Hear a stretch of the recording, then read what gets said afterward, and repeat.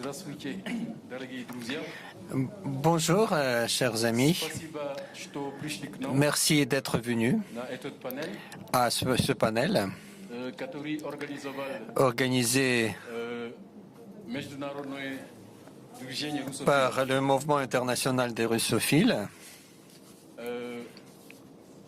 Наши докладчики Nos intervenants будут говорить vont parler о разных темах, разных сюжетах. des différents sujets, Но эти сюжеты mais ces sujets sont liés русофильство или русофилия. par ce mouvement russophilie.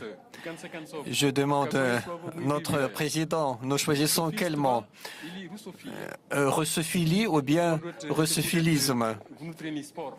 Ça, c'est une discussion interne qui continue parmi nous. Mais de toute façon, merci beaucoup d'être venu. Je suis chargé de ce rôle, ou bien de ce travail peut-être, de parler des relations russo-africaines. C'est très difficile, mais en même temps, c'est très facile, parce que dès le début de ce forum, on en parle. Mais très rapidement, je voudrais dire une chose. Je ne vais pas parler des chiffres et des dates, mais tout simplement, je voudrais souligner un aspect. Quand les peuples africains, les pays africains, les gens de l'Afrique ont lutté contre leur indépendance, ils ont lutté pour l'indépendance contre les pays qui ont colonisé leur pays. Ce n'était pas la Russie, c'était la France, c'est la Grande-Bretagne et j'en passe. À l'époque de cette lutte pour l'indépendance, les Africains avaient un allié, c'était l'Union soviétique. L'Union soviétique était à côté des peuples africains et les a aidés de s'affranchir du colonialisme.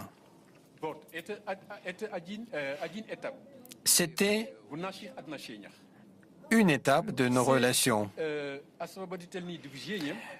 Tous les mouvements de libération nationale étaient soutenus par l'Union soviétique à l'époque où les autres luttaient contre les activités de l'Union soviétique en Afrique. L'exemple, c'est l'Afrique du Sud. Quand nous avons lutté contre l'Afrique du Sud, toute l'Afrique, qui a aidé les autorités de l'Afrique du Sud? Les États-Unis, la France, la Grande-Bretagne. L'Union soviétique était toujours le partenaire du Congrès national africain en Afrique du Sud, en Angola, au Congo, en Guinée-Bissau.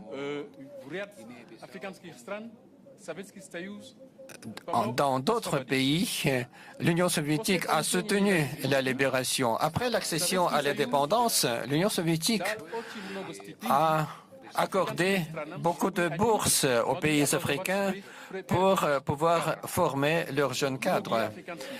De nombreux cadres africains ont été formés en Union soviétique. Des centaines de milliers de jeunes Africains. C'était la deuxième étape. Et la troisième étape, malheureusement, coïncide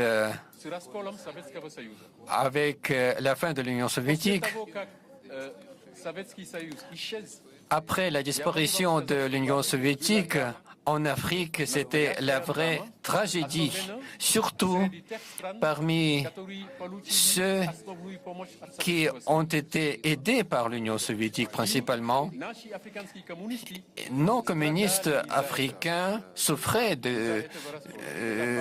à la suite de cette chute du système communiste et la disparition de ce pays centralisé. Dieu merci, cette étape a pris fin. Et les nouvelles relations entre la Russie et l'Afrique, je veux dire, ça prend le début avec le premier mandat du président Poutine.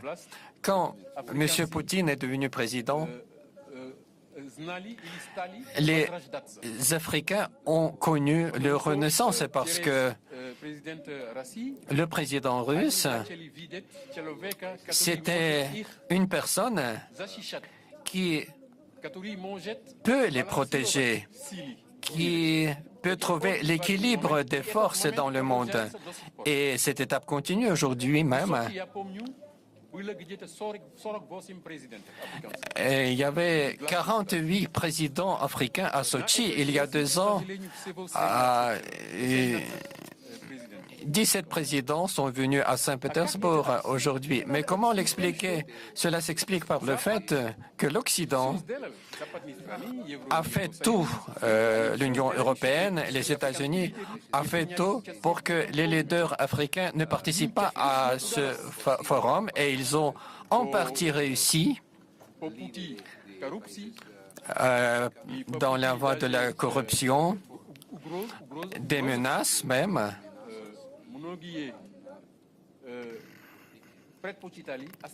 Ils ont préféré de rester chez eux. Mais ces 17 présidents, ces 17 pays qui sont représentés ici, donc ce sont des pays avec lesquels la Russie devrait coopérer plus étroitement et respecter ces pays, travailler avec ces pays. Et j'espère qu'une fois de retour, il y avait une autre vision de la Russie et les autres vont regretter ceux qui ne sont pas venus. Mais il y a encore une chose qui sera peut-être évoquée par Dieudonné Gnamanko. Je suis idéaliste, je veux rêver, je suis pour la paix. Nous sommes pour la paix tous. Qu'est-ce que je veux dire? Que entre l'Afrique et la Russie, il faut encore inventer des méthodes de coopération à travers la culture. Alexandre Pouchkine, vous dites que c'est votre poète, mais c'est aussi notre poète à nous. Cette discussion autour de Pouchkine, c'est pas la discussion internationale, c'est entre les Africains, puisque le grand-père de Pouchkine, il ne vient pas d'Éthiopie. C'est un grand pays africain, mais Abraham Gannibal était né sur la frontière entre le Cameroun et le Tchad. La ville de Logone, qui est aussi le nom du fleuve entre le Cameroun et le Tchad. Et une lettre a retrouvé, Abraham Gannibal disait « Je suis d'origine de Logone ». Voilà, c'est scientifique, c'est pas l'Éthiopie.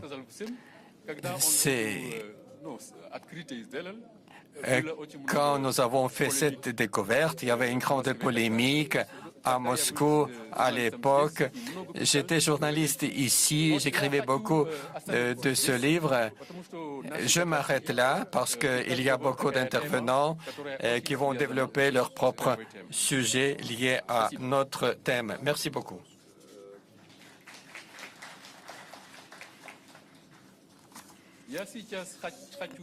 Je donne la parole à M. Daniel Segla, journaliste, éditeur. Il a fait ses études à Minsk, à l'université de Minsk, faculté de journalisme. Il est parti pour la France et là, il a soutenu la thèse de doctorat sur la communication et le journaliste. Il est russophile.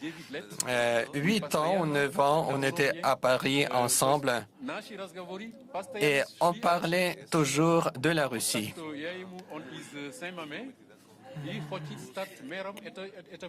Il veut être le maire de la ville française de Saint-Mamé. Je donne la parole. Vous pouvez parler en russe ou en français comme vous voulez.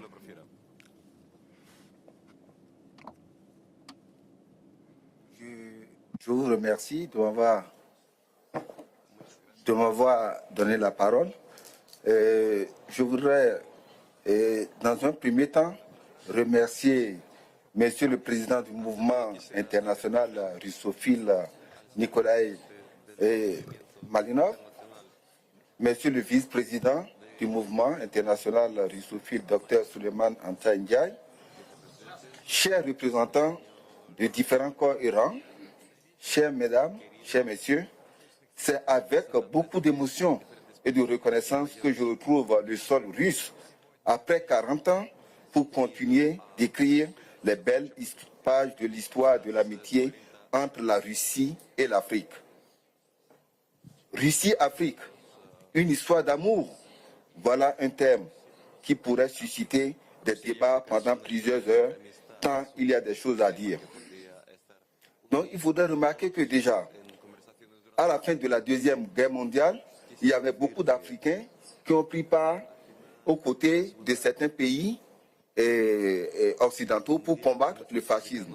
Donc après la victoire, donc ça a donné des idées surtout à l'intelligence africaine qui s'était engagée aussi dans des mouvements de libération.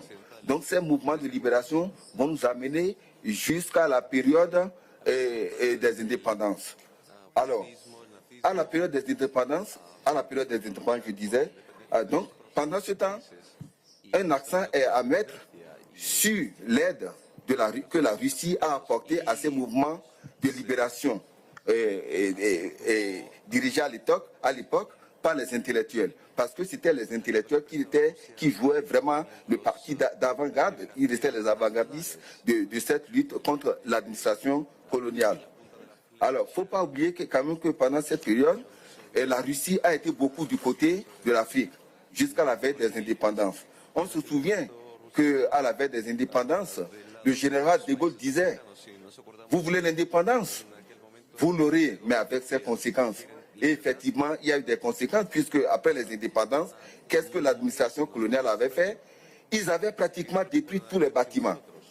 Ils sont partis même jusqu'à enlever tout ce qui est installation électrique. Ils avaient incendié les véhicules administratifs donc, qui pouvaient servir quand même à ces États indépendants qui ont acquis leur indépendance donc, dans les années 60.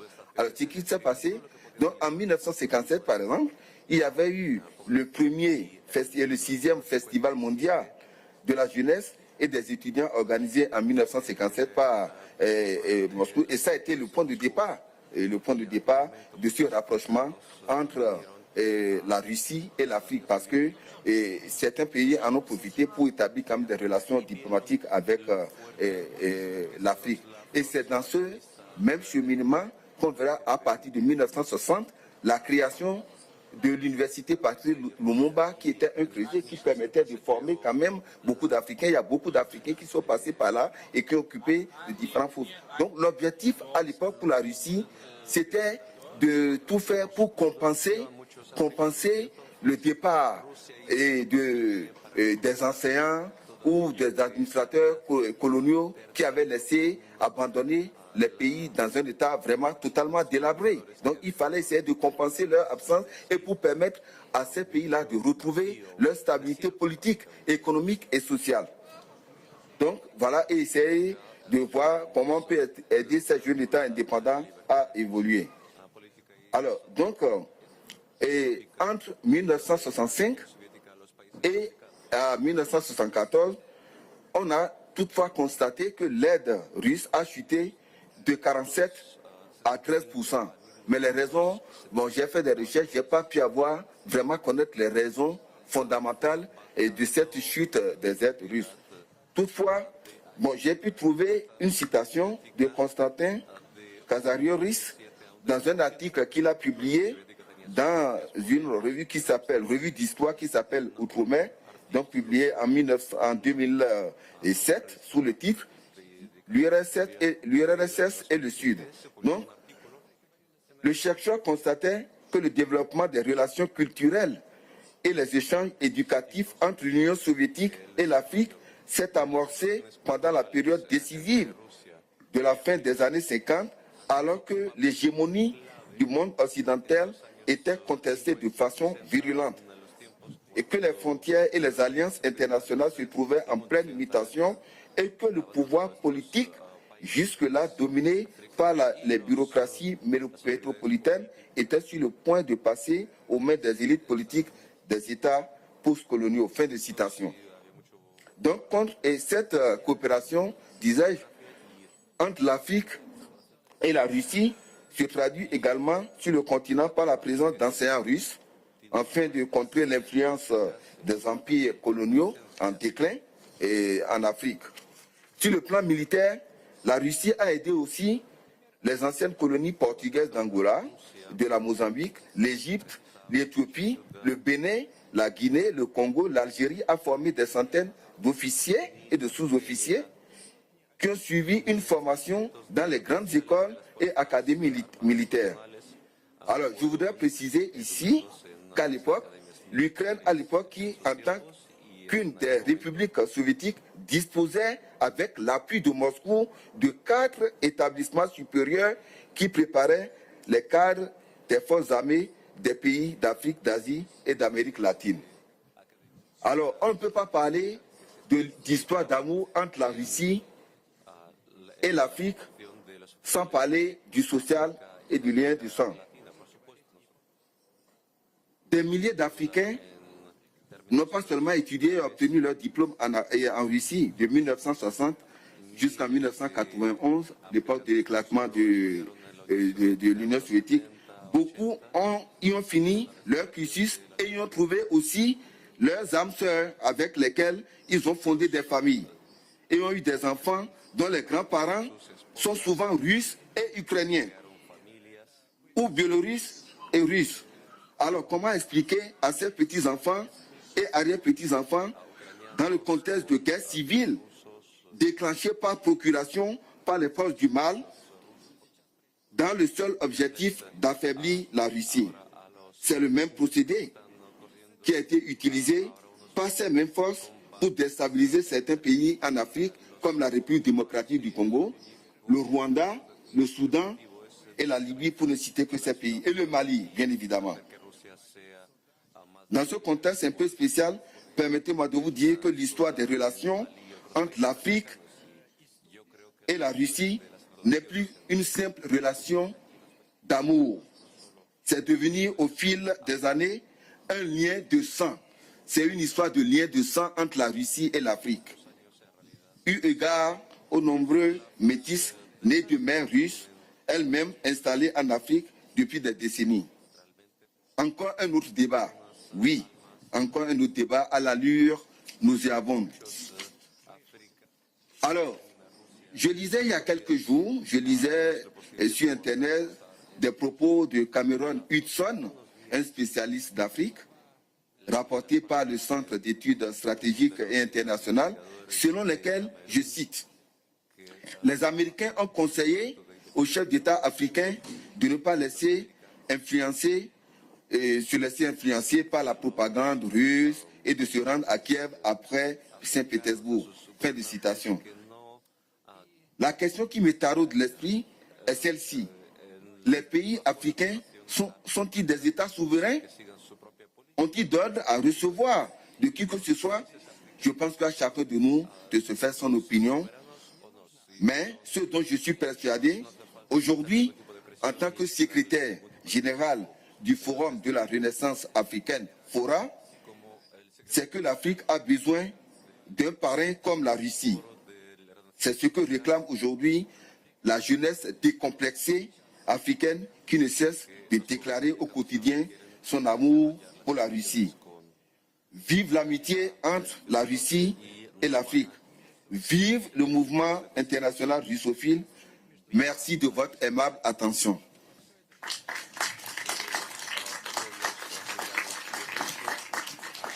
Спасибо, господин Daniel Segla. Merci beaucoup, Monsieur Segla. Je pense que l'amour entre la Russie et l'Afrique mérite plus de mots. C'est mon opinion. Et peut-être Monsieur Dieudonné Gnamankou va développer ce sujet. Je voudrais marquer une petite note. Il fallait donner la parole au notre président. Il pourrait dire qu'est-ce que c'est que le mouvement russophile international, pourquoi ce mouvement a été créé, quelles sont les perspectives. Nikolai, vous avez la parole. Merci beaucoup, Monsieur Ndiaye. Chers amis, chers partenaires, tout d'abord, quelques mots sur notre mouvement. Alors, premièrement, je félicite nos frères et nos sœurs de la Russie. Aujourd'hui, nous avons la fête de baptême et c'était en 988. Alors, bonne fête à tous. И вот этот огромный знак, который дает нам сегодняшний день, он, наверное, должен быть нашей частью нашей квинтэссенции того, что мы примем решение. Nous mener à des solutions et des résultats. Nous devons travailler plus activement et je voudrais que pendant la discussion du développement du mouvement russophile en Afrique, car c'est le thème de notre discussion, nous devons comprendre que nous vivons dans la période quand il ne suffit pas de mots, de connaissances. Beaucoup de nous souffrent parce que nous disons la vérité. Mais à la fin de mon discours, je vous proposerai le projet de la résolution. Et peut-être chacun de vous pouvait dire quelque chose. Je peux vous donner ce document en papier. Vous voyez Christine qui a 15 exemplaires de la résolution. Et il est important d'entendre tous. C'est le document de grande valeur pour notre discussion. Alors, la Russie, qu'est-ce qu'il signifie pour nous et pourquoi nous avons choisi le mot russophile, pas russophilisme? Ceux qui connaissent bien la langue russe savent que le mot russophilisme n'est pas très agréable pour l'oreille et nous avons choisi le mot russophile. Notre initiative a été née en Bulgarie. Je ne vais pas toucher le sujet bulgarien, mais vous verrez les initiatives dans le projet de la résolution liée à la Bulgarie. En ce qui concerne la Russie, notre union, les symboles et l'essence, voilà les choses les plus importantes dans notre monde. Les symboles et les signes de notre mouvement est que la Russie est un pays unique, le pays civilisation qui donne des alternatives au monde unipolaire de décennies récentes. Cette idée est concentrée dans trois choses, la multipolarité, l'État fort et les valeurs traditionnelles. Cette idée est à la base du nouveau monde, à la base de pensée des gens qui pensent qu'ils peuvent dominer dans notre monde. Ils représentent l'anti-humanisme. Ils sont contre l'idée d'État fort. Ils veulent la fin des États et le renforcement des compagnies de l'industrie. Voilà le sens du mouvement russophile. Nous sentons la convergence de l'esprit et de l'intelligence. C'est une bonne balance. Les civilisations qui sont contre nous ils ne comprennent pas cette idéologie. Ils vivent dans le monde de l'argent. Hier, un participant a dit que c'est le monde où tout le monde pense que nous allons bien et vous allez mal. La Russie n'a pas d'accord. La Russie pense que nous devons aller bien et vous devez aller bien. Et vous ne devez pas aller mal pour que nous puissions aller bien. Très souvent, j'entends la critique. La Russie aide via les liens partenaires, la coopération, mais elle a pour but le principe « nous allons bien, vous allez bien ». Nous parlons de souveraineté, des États nationaux et en Russie, il y a le mot samodержавие qui signifie l'autonomité forte de l'État. On a attendu hier que quand tu vas seul, tu vas rapidement. Mais quand il faut aller un long chemin, tu dois aller ensemble avec quelqu'un. Alors, Suleiman, je te donne les diplômes pour tous les participants. Et je voudrais lire la résolution qui a été élaborée hier et aujourd'hui lors des discussions. Мы вышли с каким-то документом, и на этом акценте я заканчиваю свое выступление. Alors, ce sera le dernier document. Le projet de résolution du mouvement international de russophiles dans le cadre du Forum économique et monétaire Russie-Afrique. Nous, les participants du mouvement russophile, respectons l'histoire de plusieurs années de la Russie, la langue russe.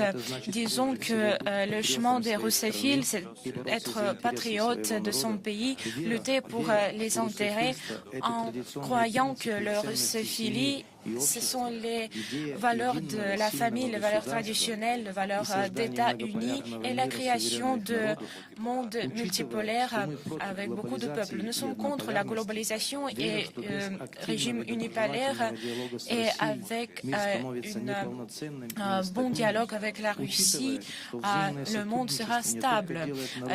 La coopération fait les pays plus forts et renforce la confiance entre eux. Nous voulons créer le monde basé sur la confiance et l'amour vers le proche. Nous croyons dans les valeurs éternelles. Nous serons contre la russophobie dans toutes ses formes, contre l'absence de confiance basée sur la désinformation. Nous allons propager la science, la culture russe en organisant les expositions, les tables rondes, les forums scientifiques, etc. Il y a un article qui dit qu'il faut construire le mouvement Pouchkine à Logon. Nous avons discuté lors de forums précédents et aujourd'hui que la place de naissance de Pouchkine, c'est Logon. Puis nous allons propager la langue russe dans les écoles maternelles, primaires, secondaires et universités pour donner des matériaux d'enseignement nécessaires. Nous allons travailler pour que plus d'étudiants reçoivent l'éducation supérieure en Russie. Nous allons renforcer la diplomatie pour renforcer les principes de notre monde. Nous allons ouvrir de nouveaux offices de notre mouvement et élargir la présence en Afrique. Et ici, je voudrais noter lors de nos discussions vos propositions concrètes dans quel pays nous voudrions ouvrir nos offices. Je pense que nous allons atteindre de bons résultats. Les mots ne sont pas suffisants pour... Nous devons quitter cette salle avec des solutions concrètes, avec des buts que nous devons atteindre. Merci pour votre attention. Nikolai, spasiba. Merci beaucoup, Nikolai. De tout ce que tu as dit, je voudrais que vous compreniez le sens de ce mouvement et j'espère que tout le monde comprend pourquoi existe ce mouvement international des russophiles. Mais j'en conclus et je pose aussi une question. Comment peut-on ne pas aimer la Russie? Je donne la parole maintenant à notre spécialiste pouchkiniste, M. Dieudonné Gnamanko. Il a fait ses études ici à l'université Patrice Lumumba. Il est parti en France où il a soutenu sa thèse de doctorat.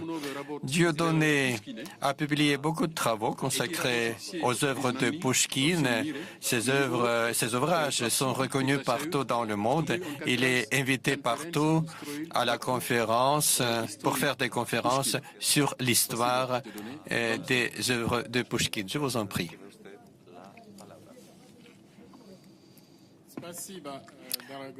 Merci beaucoup, cher Suleiman. Merci pour cette invitation de prendre la parole ici à ce forum Russie-Afrique. Je parle mal russe depuis 25 ans en France. Je vais commencer, je vais voir si je vais réussir à exprimer mes idées en russe ou bien je vais parler en français en un moment donné, mais Pouchkine, les Russes devraient comprendre, comme l'a dit Suleiman, vous savez que Pouchkine, c'est un grand écrivain et poète russe, fondateur de la littérature russe contemporaine. Et ce qui est important, c'est qu'il a fondé non seulement la langue moderne russe, mais aussi la littérature russe. Mais pour les Africains, c'est un moment très important parce que à cette époque historique, à cette étape historique de l'Afrique, les Africains sont en train de créer leur propre littérature nationale. Et Pouchkine, ce qu'il a fait au XIXe siècle en Russie, c'est un bon exemple à suivre, un modèle pour les Africains, pour les écrivains africains, parce que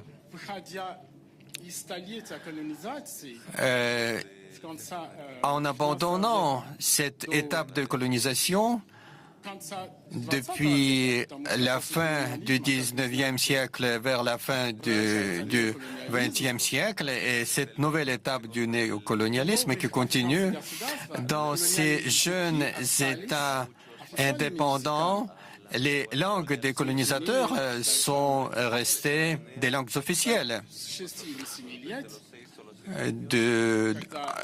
À partir de l'âge de 5 ou 6 ans, les enfants, chez nous, au Bénin, les enfants commencent à abandonner leur propre langue et apprendre le français. Dans d'autres pays, on apprend l'anglais, l'espagnol ou bien le portugais. Et les intellectuels africains y réfléchissent, c'est un grand problème, parce que le temps est venu d'écrire en langue nationale africaine. Le temps est venu de leur redonner un statut officiel dans tout le pays. En Afrique de l'Est, il y a l'Ouganda, la Tanzanie, où ils utilisent la langue swahili, qui sont des langues nationales de ces pays, où on dispense l'enseignement en ces langues nationales. Depuis l'école primaire à l'université,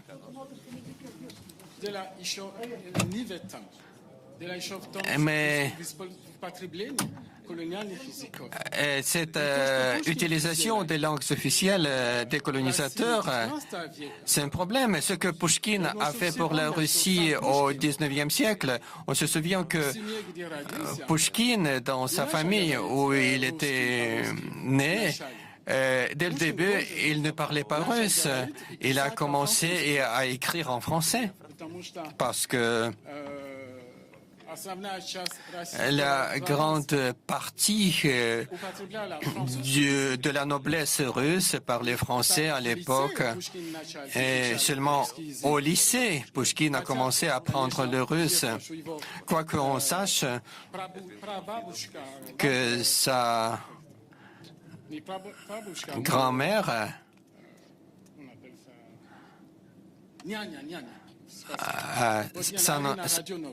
Sanonorse, donc, qu'elle a joué un rôle particulier dans l'éducation du jeune Pouchkine. Arina Rodionovna, elle a fait connaître les contes russes et les contes de fées, les traditions nationales. Et maintenant, en Afrique,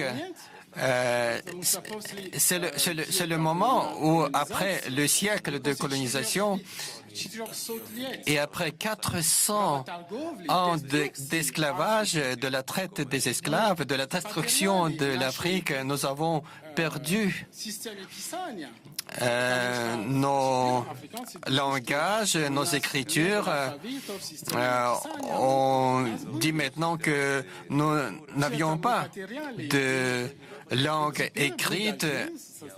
Ce n'était pas le cas et il faut les renaître, faire renaître notre littérature nationale. Donc Pouchkine, pour nous, c'est un modèle important pour nous les Africains.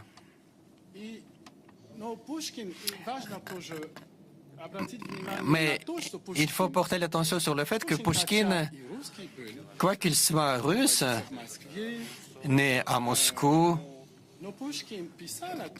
mais Pouchkine disait qu'il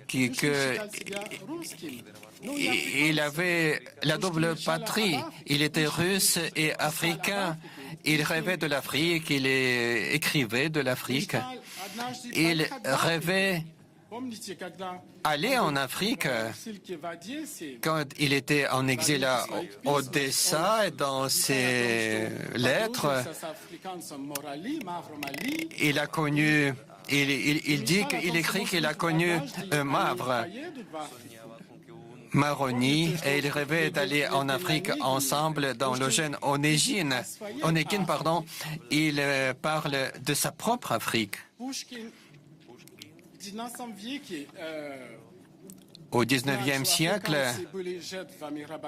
Pouchkine comprenait que les Africains sont victimes de la traite des esclaves en Amérique et il se prononçait pour la libération de ses frères, les Noirs en Amérique.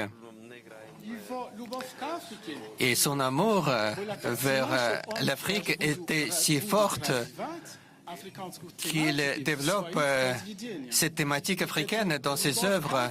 Et cet amour vers l'Afrique va être transmise aux autres écrivains russes, parmi lesquels je peux mentionner Mayakovsky, Boris Kornilov et Marina Tsvetaeva, bien sûr, qui ont développé cette thématique africaine dans leurs œuvres. Et cela dit, à ce moment historique, les jeunes Africains s'intéressent à la Russie et avec une grande surprise parfois, ils apprennent qu'au XVIIIe siècle, quand des millions d'Africains étaient des victimes d'esclavage aux États-Unis, ici en Russie, il y avait un Africain, Abraham Gannibal, qui était le général de l'armée russe.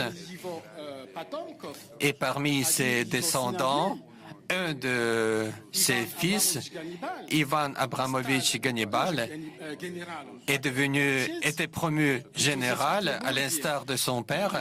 Et ici à Saint-Pétersbourg, vous pouvez visiter sa tombe à la Laure Alexandre Nevsky. Et là, vous pouvez lire que Ivan Gannibal a donné son sang pour la Russie et il y a le musée consacré à la vie de Gannibal dans la ville de Pskov, ici pas loin de Saint-Pétersbourg. Il y a des lieux historiques ici en Russie et les Africains peuvent visiter ces lieux historiques. C'est très important maintenant en ce moment historique et cela nous aide à développer l'intérêt des Africains envers la Russie. Malheureusement,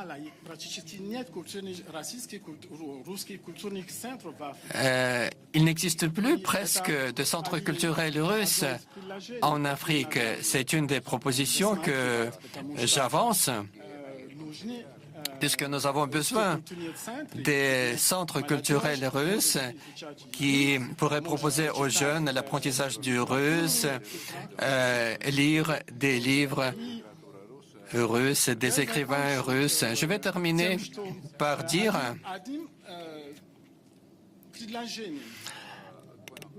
que j'ai une proposition. Ici à Saint-Pétersbourg, dans les archives de la bibliothèque de l'Académie des sciences, il y a des manuscrits de Gannibal en 1725-1726. Un manuscrit consacré à la géométrie et à la fortification, plus de 800 pages. Et mon rêve depuis 30 ans, pour qu'on enseigne en Afrique, pour que les élèves africains qui apprennent les mathématiques aient la possibilité d'apprendre la géométrie à base les ouvrages de Gannibal. Parce qu'en 1999, le maire de la ville de Moscou de l'époque, M. Lushkov, a commandé un manuel des mathématiques des élèves des écoles de Moscou et un des manuels a été écrit par Nina Bromberg qui a traduit mon livre en russe en 1999 et donc Nina Bromberg, au cours de la traduction de mon livre sur les mathématiques, elle ne connaissait pas que Gannibal était des mathématicien russe qui a écrit le premier livre des maths, c'était Abraham Gannibal, en 1725. Et le temps est venu de publier ces 2 volumes et les traduire non seulement en langue française, mais aussi en anglais, en français, pour que le monde entier puisse lire ces ouvrages. Et à l'instar des élèves des écoles moscovites qui, depuis 1999, ont la possibilité de faire des exercices à base des ouvrages de Gannibal sur la géométrie, comme l'a fait Nina Bromberg. Je rêve d'offrir cette possibilité aux élèves africains. Ce serait un moment historique dans l'apprentissage non seulement des mathématiques, de la géométrie, mais à base des œuvres de Gannibal, mais aussi dans les relations scientifiques entre la Russie et l'Afrique. Merci beaucoup.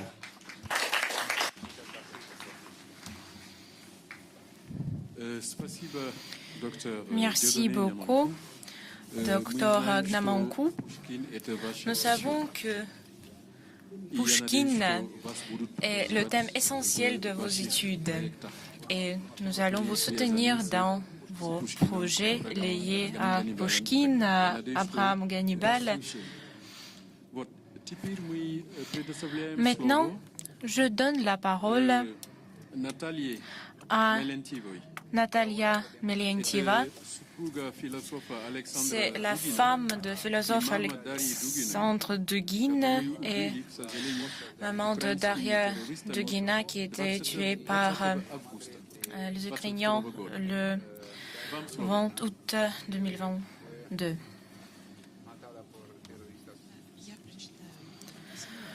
Je vais lire la lettre de M. Dugin. Je vais le faire lentement. Chers amis africains, chers russophiles, il est merveilleux que l'Afrique se souvienne de son amitié avec la Russie et ne l'abandonne pas même dans les circonstances difficiles actuelles. Mais dans l'histoire de la politique, l'amitié entre les nations n'a pas seulement de fondements émotionnels, mais aussi géopolitiques, idéologiques et économiques. J'exprimerai mes réflexions sur les problèmes et les perspectives les plus importants, à mon avis, de l'Afrique, où l'amitié russo-africaine pourrait porter les fruits les plus significatifs. Premièrement, construire un monde multipolaire. Nous voyons la fin de l'ère de l'hégémonie occidentale. Le monde unipolaire n'existe plus. Au contraire, de nouveaux pôles émergent, totalement indépendants et souverains. Parmi eux, la Russie et la Chine se sont déjà pleinement imposés. Ils s'affirment de plus en plus comme les pôles indépendants, l'Inde, les pays du monde islamique, l'Amérique latine. Ils tous rejettent l'unipolarité et sont favorables à la multipolarité. L'Afrique, immense continent aux richesses incalculables, humaines, naturelles, culturelles, économiques, doit devenir un pôle indépendant.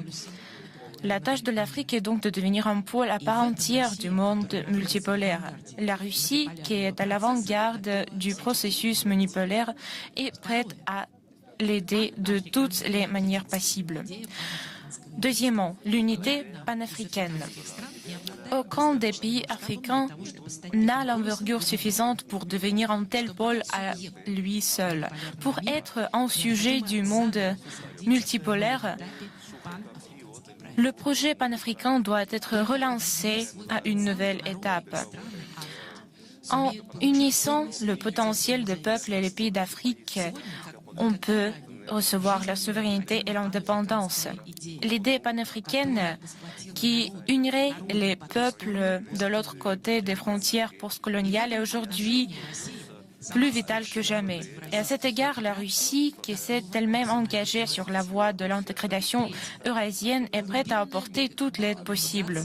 Troisièmement, la décolonisation profonde de la conscience africaine. Après avoir obtenu leur indépendance des colonisateurs occidentaux d'hier, les pays africains ont conservé de nombreuses caractéristiques de l'époque honteuse et de l'asservissement et de l'esclavage. La vision du monde, les idées scientifiques, la philosophie, la culture des pays africains sont encore orientés vers les sociétés européennes.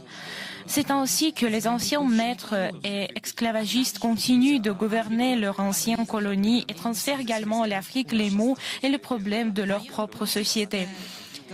La colonisation militaire et politique appartient au passé, mais la dépendance culturelle, technologique et géopolitique des pays africains à l'égard de l'Occident persiste et s'accroît même parfois. Ce n'est qu'aujourd'hui que de nouveaux mécanismes sont utilisés à cette fin. Corruption économique, structure en réseau comme celle créée par le spéculateur et terroriste international George Soros, dépendance technologique. Il est temps d'entamer une nouvelle étape de la lutte de libération des peuples d'Afrique. Il s'agit avant tout de revenir à ses valeurs traditionnelles, aux cultures, aux coutumes des peuples indigènes. Et ce qui illustre de la manière la plus éclatante des luttes de personnalités comme Kemi Seba, Mbombong Basson, Franklin Nyamsi, qui ont défendu le logos africain originel. Étant donné que la Russie a désormais rompu radicalement avec la civilisation occidentale et qu'elle recherche activement son propre logos russe, nos intérêts et nos priorités coïncident également. Quatrièmement, la théorie politique. La libération des clichés coloniaux touche directement la politique africaine. Les colonisateurs blancs, après avoir officiellement mis fin à leur domination directe, ont laissé en héritage leur philosophie politique qui a paralysé la voie du libre développement politique des pays africains. Par conséquent, même après la précolonisation, les États africains ont suivi la voie des colonisateurs en choisissant l'une des idéologies politiques occidentales modernes, libéralisme, socialisme ou nationalisme. Toutes ces idéologies ont paralysé les régimes politiques africains, créé des crises, des désastres. En fait, les trois idéologies politiques sont devenues les leviers de gouvernance externe dans les nouvelles conditions. Il faut y remédier en se tournant vers la quatrième théorie politique.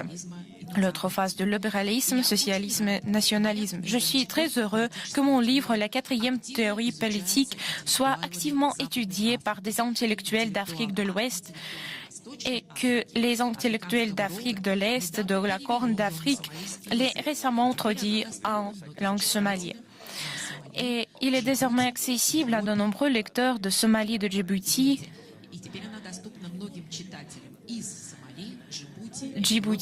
Éthiopie, du Kenya, d'Ouganda.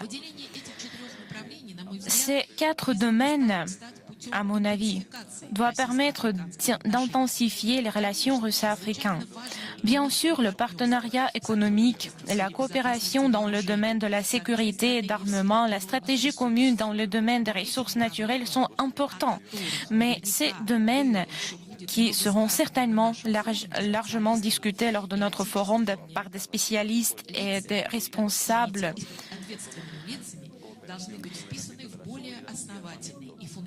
feront certainement l'objet de nombreuses discussions lors de notre forum et seront la base pour la coopération entre les civilisations. Les meilleurs vœux. J'espère que ce forum sera historique précisément parce qu'il jettera les bases d'un partenariat entre les deux civilisations distinctes, le russe et l'africain, en tant que pôle pleinement souverain et distinct. Chef du mouvement Eurasien international, Alexandre Douguine. Merci beaucoup, madame.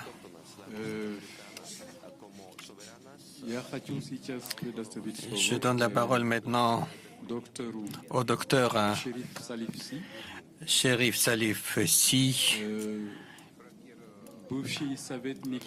l'ancien conseiller du président sénégalais pour des questions financières et économiques, qui a enseigné dans des universités. C'est un grand chercheur. Quand je leur disais au Sénégal, je lui disais au Sénégal que nous avons fondé un mouvement international russophile et que nous voulons inviter M. Si à ce forum, il a accepté avec beaucoup de joie cette invitation. C'est un penseur libre chez nous, mais il a une grande sympathie envers la Russie. Monsieur le professeur, vous avez la parole. Merci beaucoup, Monsieur le Président modérateur. Merci, Monsieur Malinov, pour nous avoir associés à cette réunion ô combien intéressante. En tout cas, pour moi, c'est un immense plaisir d'être ici à un moment où il y a une restructuration du système mondial dans un contexte de crise multidimensionnelle du capitalisme. Et à ce moment-là, je serai très content de pouvoir apporter ici quelques réponses, non pas des pays du Sud, mais au moins de l'Afrique. Parce que j'ai eu quand même la responsabilité d'avoir préparé ce qui est en ce moment même le programme économique et social de l'Union africaine, c'est-à-dire le nouveau partenariat pour le développement de l'Afrique. J'ai conduit toutes les études, tous les travaux, et aujourd'hui nous veillons à la déclination nationale dans chaque pays de ce programme. Mon exposé va être une synthèse des visions partagées entre le leadership politique sur le continent et des sociétés civiles. Et j'insiste beaucoup sur cette dimension société civile, parce que je crois que vous êtes aussi, vous société civile, et je crois que c'est l'autre jambe qu'il faut construire pour accompagner les gouvernements qui veulent une alternative réelle au système économique dominant. Et donc, c'est ce que je vais vous présenter. En commençant par rappeler d'abord, je le fais toujours systématiquement, je crois que c'est très important, parce que c'est simplement historique et ça recoupe le texte de Madame qui vient d'être lu, le texte de son mari qui est décédé. C'est que l'Afrique, quand je dis l'Afrique, c'est bien sûr l'ensemble des pays africains, en attendant que nous ayons un État fédéral, nous aussi. L'Afrique est la seule région du monde déterminée par l'extérieur sans interruption depuis 5 siècles, sur toutes les questions qui engagent le développement économique et social. C'est encore plus présent et plus fort aujourd'hui où, quels que soient nos pays, quels que soient les appels que font les partis d'opposition pour participer aux élections, les gagner et diriger, et comme par exemple chez moi, où quand il y a un nouveau président élu, le chef du gouvernement va parler pendant 8 heures, du matin au soir, pour décliner la politique qu'il veut mener. Tout en sachant que la feuille de route qui gouverne réellement nos pays, c'est les 3 pages, la lettre de mission du Fonds monétaire et de la Banque mondiale. Ce mensonge me paraît inadmissible. C'est pour ça que pour le principe, je ne participe pas à ces élections. Nos peuples ont été déçus pendant 50 ans, et ça, tous nos partenaires devraient le savoir. La jeunesse en a assez d'être trompée à chaque étape du développement. Essayons de la vérité, nous la cherchons, mais de dire au moins, d'offrir, de partager des actions réalistes et réalisables que nous pouvons assumer. Je crois qu'aujourd'hui, ce problème de crédibilité est inscrit dans le grand panneau de la demande d'éthique, quel que soit le pays africain ou le pays sur la planète considéré. Cette situation dure pour la dépendance parce que simplement nous sommes toujours dans la mystification d'un système économique dominant, impérialiste dès sa naissance, j'insiste là-dessus. Le capitalisme est impérialiste dès sa naissance et l'espace du capital, c'était toute la planète. Or, qu'est-ce qui se passe si nous observons les choses réellement? Ce système qui avait pour vocation de civiliser tous les pays de la planète est incapable depuis 250 ans de se répliquer. Et c'est un problème de fond sur lequel nous devons tirer les leçons. À part les grands foyers industriels qui sont nés à la naissance du capitalisme, il n'y a pas d'autres pays capitalistes développés. Ni en Amérique latine, ni en Asie, la Chine c'est autre chose à part, ni en Afrique. Ça c'est une réalité. Cela veut dire simplement que le système c'est une pièce qui a 2 faces. Une face c'est le centre, l'autre c'est la périphérie. Et la périphérie nourrit le centre. Sinon, comment comprendre que nous avons pris, nos pays, nous avons pris les indépendances. Mais les départements et territoires d'outre-mer, Martinique, Guadeloupe, sont restés français. Ils sont territoires français. Mais pourquoi ces périphéries n'arrivent pas à devenir des territoires autonomes, des territoires qui sont une force de frappe, des espaces de créativité et d'inventivité? Les Africains refusent d'en tirer suffisamment les leçons. Mais nous avons tiré les leçons sur la chute du mur de Berlin. C'est à ce moment-là que les chefs d'État se sont réunis et ont mobilisé vraiment les sociétés civiles africaines. Moi, j'ai organisé 3 grandes rencontres des sociétés civiles africaines, hommes et femmes, en préparant le Népal. J'ai comptabilisé quelques 85 000 organisations mixtes et quelques 20 000 organisations de femmes. Nous les avons rencontrés plusieurs fois à Abidjan, au Nigeria, et la rencontre des organisations féminines s'est souvent passée en Afrique centrale, notamment le Gabon. Donc, sur les bilans, je ne vais pas m'y attarder, mais dire ce que nous avons retenu, qui ne sont pas seulement des considérations économiques, mais des considérations qui sont une sorte de légitimation du projet de société que nous voulons avec nos partenaires des BRICS et surtout avec la Russie. La Russie, j'ai entendu hier un responsable russe dire que la Russie arrive en Afrique. Non, la Russie nous a accompagnés dès l'indépendance, il l'a dit. Nous, nos premiers cadres sénégalais dans l'océanographie, dans la météorologie, dans les sciences dures, ont été accompagnés dès l'indépendance par la Russie. Donc la Russie, on a tout fait pour nous dissocier d'elle, mais il est clair que nous l'avons toujours refusé à des moments où effectivement le rapport de force ne nous est pas favorable. Aujourd'hui, nous sommes dans une inversion de rapport de force qui nous permet de retrouver la Russie que nous voulons. Mais qu'elles prennent le temps de nous écouter aussi. Le dirigisme, les Africains n'en veulent plus. Nous voulons être écoutés et entendus, et personnellement, je me reçois. Que ce soit chez nos amis ici de l'Académie des sciences, que ce soit avec votre organisation, nous sommes tout à fait fondés d'avoir l'espoir qu'il nous faut pour en tout cas ouvrir de nouveaux sentiers. Je crois que ces principes que nous avons retenus, société civile et gouvernement, même si je ne parle pas en leur nom, j'ai simplement fait la synthèse puisque j'avais des responsabilités étatiques, mais également je suis très actif dans les organisations de la société civile en 10 points très rapidement.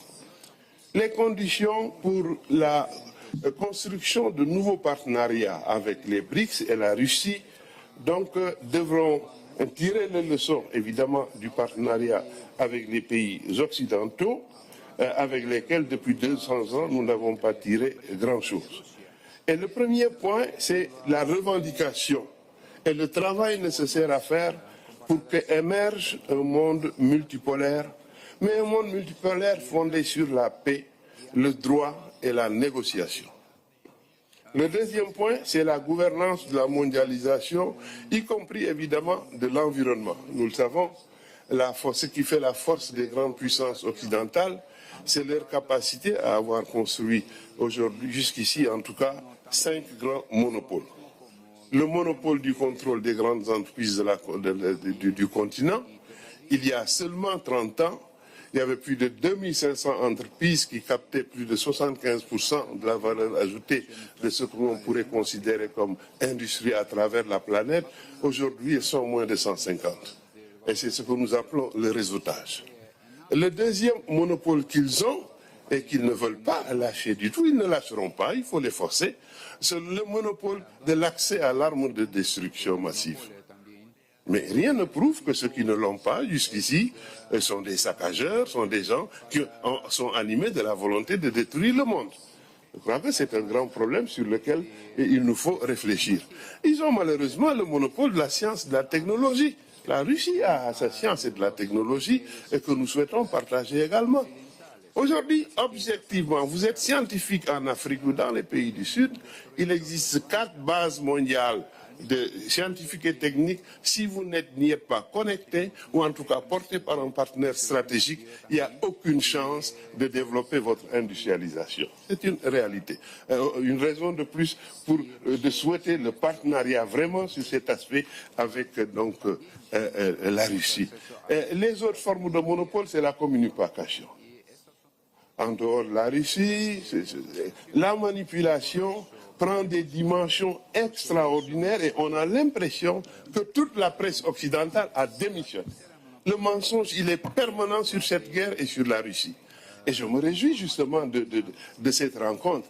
J'en ai fait, hein, j'ai accompagné plusieurs chefs d'État, j'ai été membre de cabinet à 2 reprises sur des périodes longues, mais la portée de cette conférence est surprenante. Les gens qui sont chez moi, je suis très réseauté sur le continent, ceux qui sont en Afrique du Sud, au Zimbabwe, mais ils en connaissent sur cette réunion plus que nous sommes d'ici. C'est eux qui me balancent aussi des informations, comme on en parlait tout à l'heure avec mon ami. Ça, c'est une nouveauté, une dimension qui montre que la Russie, qu'étant un partenaire depuis très longtemps, a mis aujourd'hui réellement, dans les faits, l'Afrique au centre de ses préoccupations. Je crois que c'est une donnée fondamentale. Donc la gouvernance mondiale est un enjeu. Je connais, je sais, le système mondial est un système intégrant et marginalisant en même temps. Et ça, c'est la force aussi du système dominant. Il fait tout pour que tout le monde puisse participer au jeu sans que nous n'ayons les moyens d'agir sur le jeu. Je crois que ça aussi, c'est un rapport de force qu'il faut construire pour s'en sortir. L'autre question, c'est comment assurer avec nos partenaires russes la souveraineté populaire. Je ne parle pas de souveraineté nationale. La souveraineté nationale, les plus grands réactionnaires, les gouvernements les plus réactionnaires de la planète l'ont toujours portée. Mais la souveraineté populaire, c'est-à-dire lorsque le peuple émancipé, éduqué, parce qu'il n'y a qu'un peuple éduqué et émancipé qui peut changer son sort, lorsque le gouvernement est réellement adossé à son peuple pour les transformations structurelles, intellectuelles, psychologiques et morales qui sont nécessaires. Parce que le développement, ce n'est pas seulement le matériel, la science et la technologie, mais le développement, c'est d'abord les changements sociaux et mentaux qui permettent à une population, en même temps de croître sur la durée en tenant compte des générations futures et de l'environnement, et de construire un environnement où on puisse vivre digne et épanoui. Donc la souveraineté nationale. Le 4e point, c'est la souveraineté de l'État-nation, accès à ce que je viens de dire. Et le 5e, c'est remettre en cause la forme de régionalisation, c'est-à-dire la coopération internationale fondée sur le libre-échange. Parce qu'au fond, le libre-échange, il est antinomique avec la coopération et la solidarité. Et aujourd'hui, avec nos partenaires, ce dont nous parlons, ce n'est pas le libre-échange. Celui qui a les meilleurs avantages comparatifs sur le marché prend tout. Et dans ce contexte de libre-échange, ce que l'un prend est perdu à jamais pour l'autre. Nous, ce que nous voulons, c'est des avantages coopératifs. Un échange international fondé sur la coopération. Il y a ensuite donc les transformations structurelles. Comment passer d'une économie à dominante agricole vers une économie à dominante industrielle, en impliquant tous les acteurs sociaux. Le 7e, c'est un grand problème. Les pays africains ne les règlent pas avec leurs partenaires russes, indiens ou chinois. Il n'y a pas de salut. C'est la question de la sécurité sur le continent. Il faut que nous puissions assurer, jamais seul, aucun pays n'a tous les moyens nécessaires, aussi bien sur le plan de développement que pour sécurité, dans ses frontières. Tout le monde cherche des partenaires ailleurs pour être accompagné d'une façon ou une autre. Et c'est le problème de l'Europe occidentale. Parce que le problème de l'Europe occidentale, c'est qu'en réalité, il n'existe pas un seul pays d'Europe occidentale capable de se défendre sans les États-Unis. C'est le parapluie américain qui est à la base du chantage que les Américains imposent. Nous aussi apprenons de cela. Nous ferons la nouvelle Afrique avec nos partenaires anciens, je ne dirais pas nouveaux. Enfin, éradiquer toutes les formes d'exploitation, d'oppression et surtout d'aliénation des femmes. La femme est une force de frappe. Monsieur son Excellence ambassadeur le sait, tous vous le savez, vous vous promenez à l'Afrique, nous avons voyagé à toutes les heures, matin, 1h du matin, 5h, partout quand vous sortez, c'est les femmes que vous voyez d'abord, elles sont tout le temps au travail. Je crois qu'elles méritent la place qu'il leur faut, pas d'être valorisées, la place qu'il leur faut et qu'on les écoute, que ce ne soit pas des processus top-down, qu'on les écoute, qu'elles disent ce qu'elles veulent, comment elles le veulent et comment elles souhaitent être accompagnées. Il y a enfin les enjeux sur lesquels aussi nous voulons travailler avec nos partenaires, sur les savoirs les technologies de l'information et de la communication à un moment où le savoir a tendance à devenir la ressource centrale. Dans le passé, c'est celui qui avait le plus de matières premières, le plus de cacao, qui avait des chances de se réaliser sur un marché mondial. Aujourd'hui, c'est le savoir. C'est le savoir, toute la bataille, c'est le savoir. Et là aussi, c'est les champions américains. C'est les champions américains qui sont en train de nous dépouiller avec les réseaux sociaux sur lesquels certains d'entre nous passent leur temps à bluffer, disons, à faire du buzz, comme disent les jeunes. Je crois que aussi, il ne faut pas seulement les utiliser, mais qu'on apprenne à en faire des outils pour le développement économique et social. Et enfin, la question, c'est la crise migratoire. Hier, pas plus tard qu'hier, on a encore ramassé sur la Méditerranée 760 Africains. Voilà la contribution que je voulais faire en renouvelant mon espoir et mon engagement pour le travail à parachever et les nouveaux chantiers que nous devons ouvrir. Et en tout cas, personnellement, avec les amis, nous avons beaucoup échangé. Nous sommes résolus à être des porte-voix, à sensibiliser les gens autour de nous, à continuer à construire des passerelles avec nos gouvernements. Ça aussi, c'est un point de faiblesse sur le continent.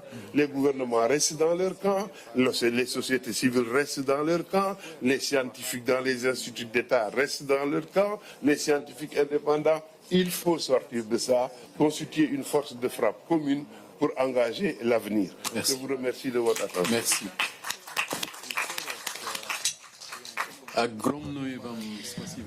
Merci beaucoup, professeur. Je vous respecte profondément parce que vous êtes un penseur indépendant. Je suis sûr que votre opinion doit être respectée. Maintenant, je donne la parole à nos femmes très belles. Et premièrement, Fatoumata Sidibé, qui va parler courtement, très courtement. Parlez s'il vous plaît de processus à Mali. Comment une nouvelle forme de coopération fonctionne, par exemple entre la Russie et le Mali. Très courtement s'il vous plaît.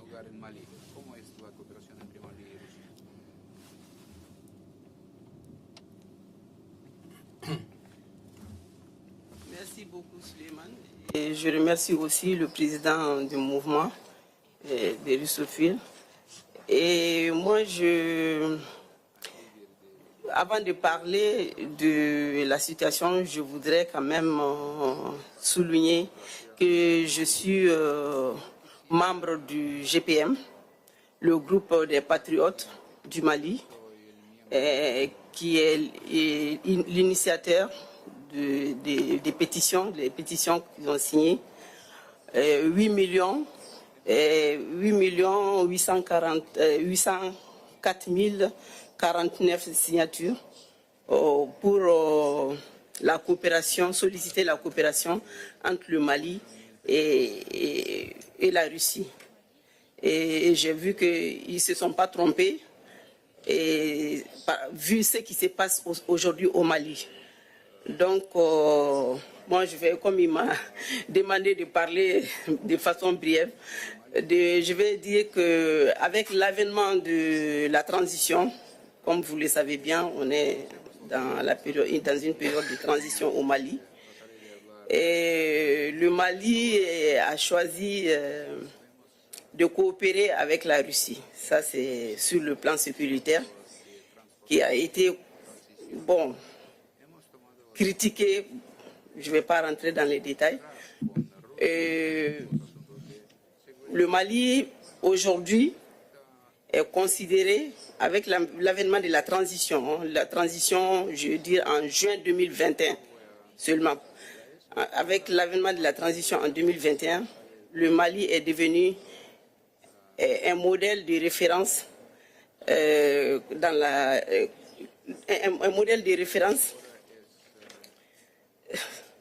un modèle de référence absolu pour l'Afrique. Ça, c'est Il est aussi l'incarnation la plus aboutie du moment dans la lutte pour la libération et la souveraineté du peuple. Et pour cela, le Mali a opté, complètement décomplexé, le Mali a opté pour 3 grands principes. Et le premier, c'est le respect de la souveraineté du Mali. Et le deuxième, c'est la diversification et le libre choix de ses partenaires. Le troisième, ça c'est la coopération basée sur le gagnant-gagnant. Bon, on peut dire qu'aujourd'hui, l'exemple, la coopération entre le Mali et la Russie est l'exemple tangible de ce qui se passe. Donc, la coopération entre le Mali et la Russie, c'est une coopération non basée sur le dictat, une coopération qui tient en compte, la coopération prend en compte la coopération prend en compte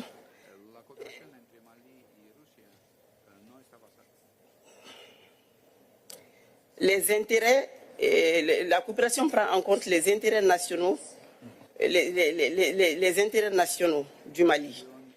Et aussi, cette coopération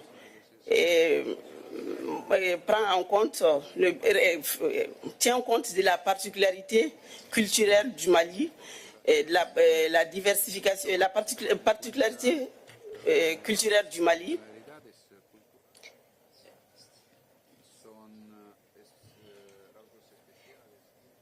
Des valeurs spirituelles et religieuses et traditionnelles. Et des valeurs spirituelles et traditionnelles du Mali. Et aujourd'hui, on voit que toute l'Afrique admire le Mali, regarde, le Mali ne s'est pas trompé pour ce choix en choisissant la Russie comme en choisissant la Russie comme son partenaire le plus son partenaire privilégié. Tout à fait. D'accord. Et puis on voit le résultat parce qu'au Mali aujourd'hui, l'armée monte en puissance. L'armée monte en puissance. Et la Russie aussi continue comme ce qui s'est passé avant, comme vous l'avez dit. Il y a beaucoup de cadres qui ont été formés en Russie. Cette année, pour la rentrée prochaine, la Russie a offert 290 bourses d'études au Mali. Et au mois de mai, ils nous ont donné 946 tonnes de poids décortiqués. Donc, c'est une coopération basée sur le gagnant-gagnant. Et aujourd'hui, on demande à tous les Africains de suivre nos pas parce que grâce à la coopération Mali-Russie, on se retrouve. Sinon, le Mali était dans un trou. Merci. Tout le monde le savait. C'était très difficile pour nous. Merci Fatima. Merci bien. Merci. On peut résumer votre intervention comme suit. Le Mali s'est engagé dans une coopération gagnant-gagnant avec la Russie. Oui. Voilà, ça c'est très important pour les pays Et puis africains. ce que je vais ajouter aussi, c'est que cela est dû à un changement d'interlocuteur. Au Mali, il y a eu un changement d'interlocuteur. Et avec ce changement d'interlocuteur, rien ne sera plus comme avant au Mali si on ne recule pas. Excellent. Voilà. Merci encore une fois. Merci Fatimata. Elle va venir à votre rescousse, Madame Ndeye Seynabou Pouy. Elle est spécialiste en développement social. Elle a déjà fait la Russie. Elle est venue ici en novembre de l'année dernière. Elle a tellement aimé que quand elle est arrivée, elle m'a dit « Tonton, je dois retourner en Russie ». Vous revoilà en Russie. Alors, on attend votre intervention. Merci. Merci beaucoup. Bonjour, mesdames et messieurs. Effectivement, la dernière fois que je suis venue, j'avais appris le mot Dobreden. Je ne sais pas si on peut le dire maintenant pour saluer, mais je le redis quand même, Dobreden. Je suis très contente d'être là à ce forum et surtout de participer à ce panel. Et surtout qu'à l'ère du numérique, le monde doit se connecter. Les citoyens du monde doivent se connecter, doivent se lier et partager. Et de ce que j'ai entendu ici, en tout cas ces 2 derniers jours, il y a eu beaucoup qu'on a appris. Mais permettez-moi déjà de remercier le réseau, le mouvement russophile qui nous a invités et surtout qui m'a permis d'avoir cette opportunité de m'exprimer à cette audience. Et j'espère que cet exposé sur le développement de ce mouvement en Afrique, mais principalement la question sur laquelle j'interviens sur le rôle des femmes lors des luttes pour l'indépendance et le processus de développement en Afrique, développement économique en Afrique, sera très fructueux, sera inspirant pour surtout des échanges, mais aussi des actions futures. Alors, pour faire court, parce qu'on était tellement pris par les exposés qui étaient tellement riches parce que le temps ne le permet pas, je vais orienter mon exposé sur 4 points.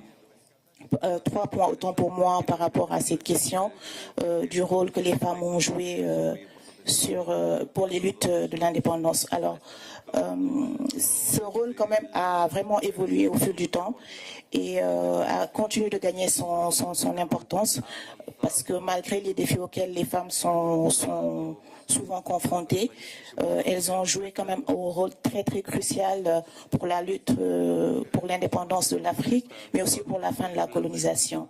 Elles ont vraiment contribué, même si cette contribution est souvent sous-estimée dans l'histoire lorsqu'on raconte, et je le dis aussi, négligé, mais il est force de reconnaître l'importance que les femmes africaines ont joué lors de ces combats pour la libération de l'Afrique et surtout pour la colonisation.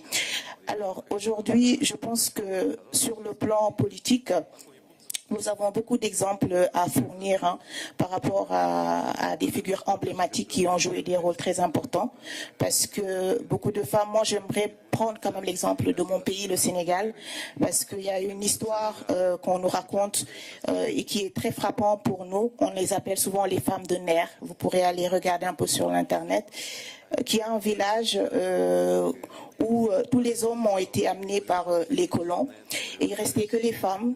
Et lorsque les colons sont revenus pour amener les femmes et aussi faire des choses pas catholiques comme on dit avec elles, la dignité et surtout je dirais l'esprit de combativité qu'elles ont eu, elles ont préféré se regrouper dans une case et s'immoler.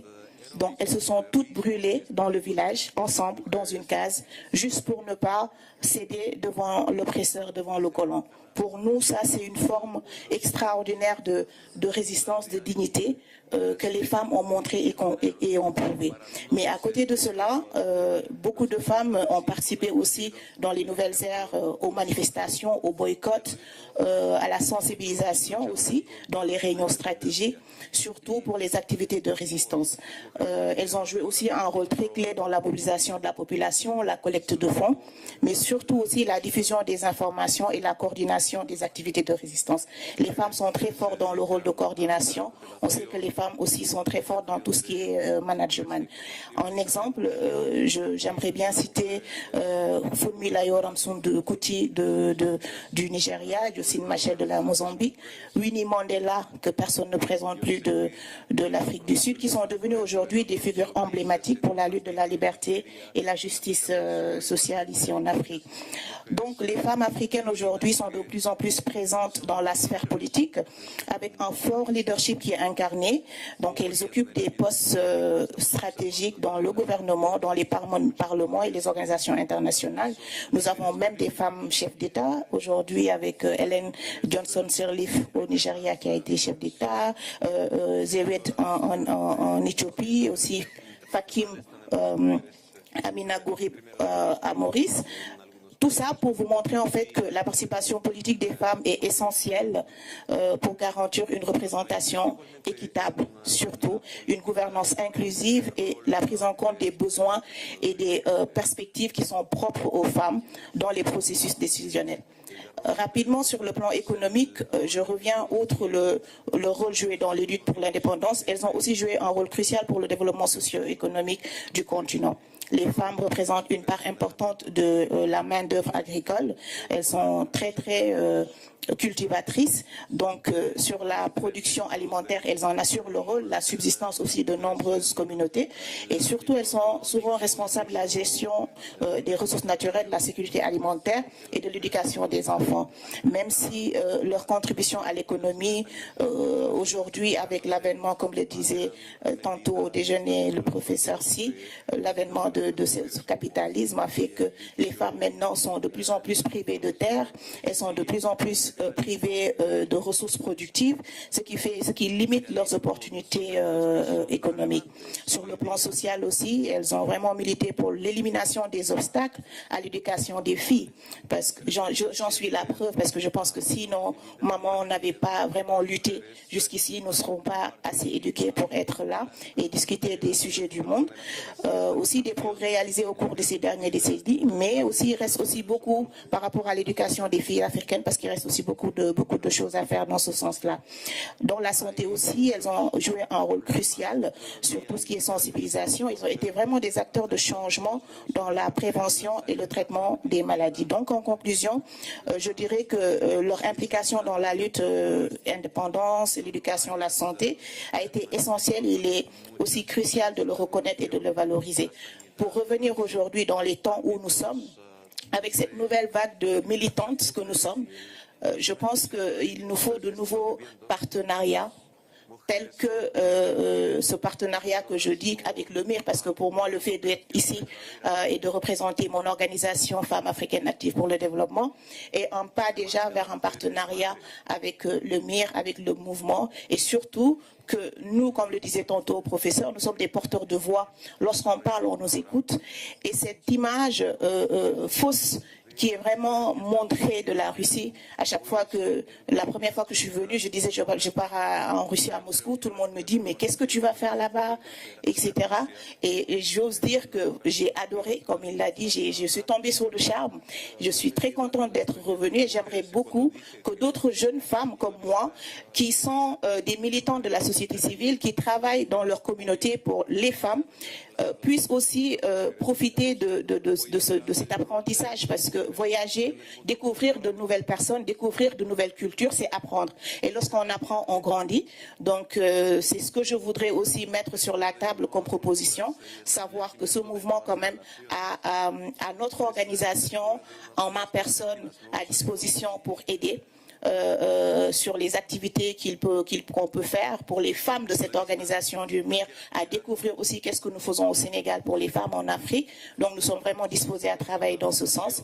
Pour ne pas trop monopoliser la parole, je vous remercie encore une fois pour cette invitation. Et voilà, merci beaucoup.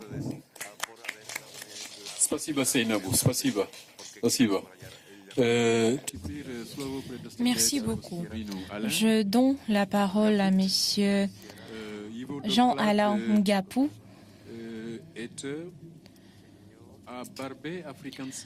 Son discours a consacré aux luttes de leaders africains et le soutien soviétique. Vous avez la parole. Je salue tous les participants et comme les orateurs précédents, je voudrais remercier le président de notre mouvement et le vice-président. La contribution de l'Union soviétique dans les luttes de libération en Afrique. Dans l'espace de 15 années qui suivit la fin de la Deuxième Guerre mondiale, la structure du système mondial se trouva transformée d'une manière radicale.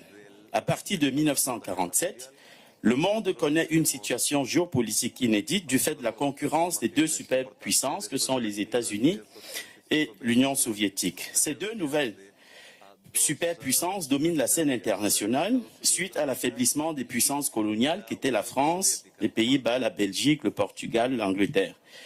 Un nouveau système mondial se met en place, c'est le début de l'hégémonie américaine, qui adopte une stratégie de domination de l'Europe par la mise en place du plan Marshall en 1947, l'OTAN en 1949 et le traité de San Francisco en 1951, qui était le traité de paix avec le Japon.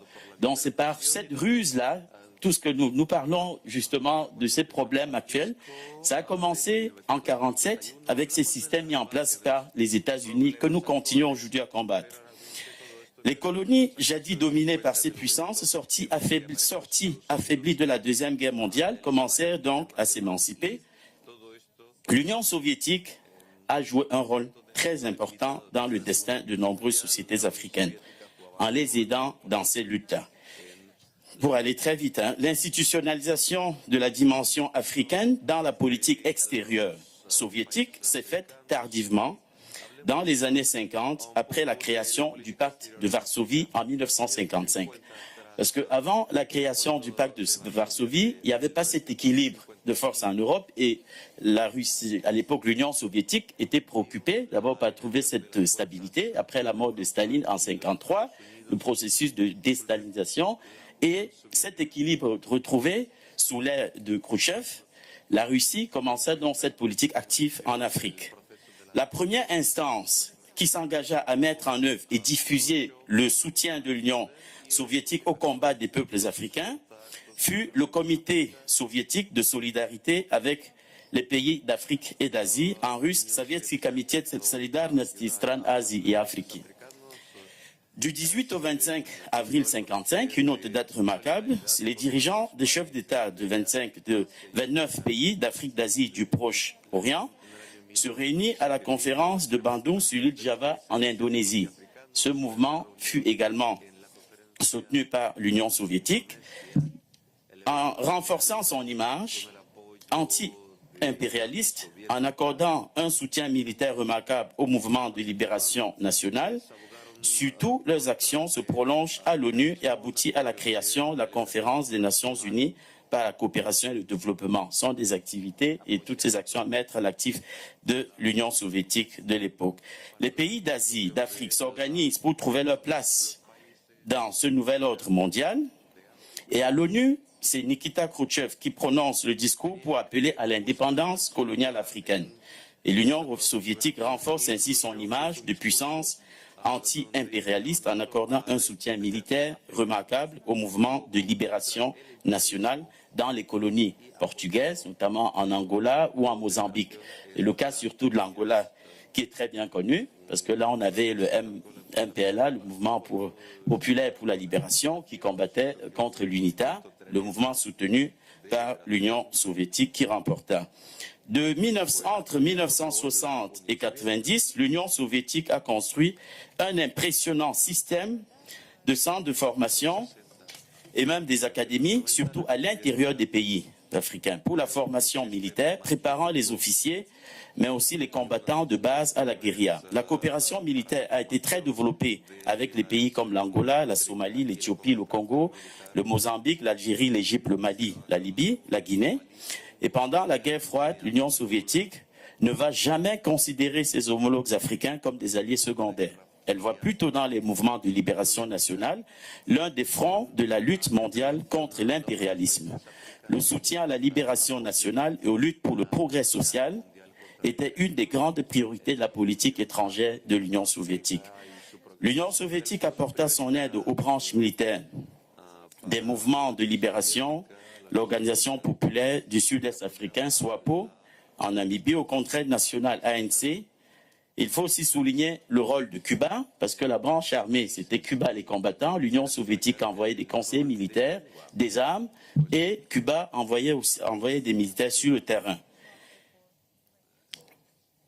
Rapidement, donc selon Sergei Kolonin, qui était un interprète en Angola, il a compté entre 1975 et 1991 qu'en Afrique ont servi 105 généraux et amiraux et 7211 officiers de l'Union soviétique qui était présent en tant que conseiller militaire.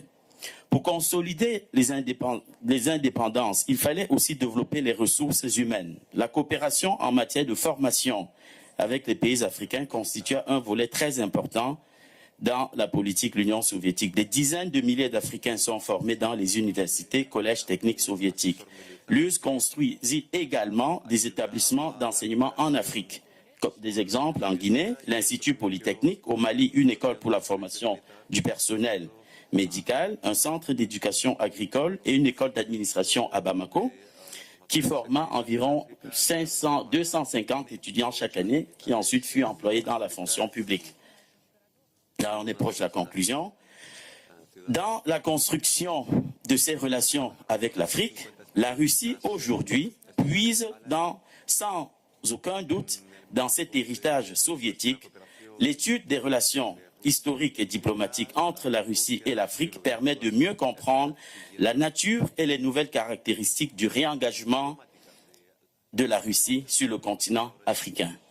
Et nous savons qu'en parlant de libération, ce n'est pas la même chose qu'indépendance, parce que les pays africains sont indépendants, mais ils ne sont pas libres, ils ne sont pas libérés. Le combat continue.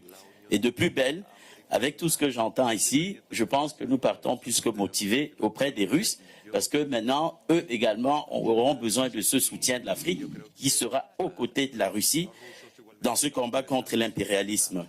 Et je termine en citant le président de ce forum, donc le secrétaire général, qui dit « Dans ce riche héritage de l'époque soviétique a inspiré M. Anton Kabiakov, conseiller du président de la Fédération de Russie et secrétaire général du comité d'organisation de ce deuxième sommet forum économique Russie-Afrique, a déclaré que, je cite, « La Russie d'aujourd'hui, qui a déjà l'expérience d'une coopération fructueuse avec les pays africains, est prête à offrir au continent africain un partenariat mutuellement bénéfique et à mettre conjointement en valeur le potentiel accumulé par des générations de soviétiques et des Russes. » Fin des citations. Je vous remercie pour votre aimable attention. Merci Alain pour la dextérité. Большое спасибо за то, что вы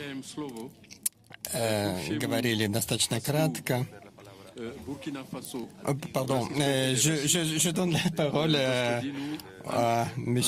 Antoine Somda, qui est l'ancien ambassadeur de Burkina Faso en Fédération de Russie, qui était formé ici en Russie. Il a fait ses études à l'université Patrice Lumumba,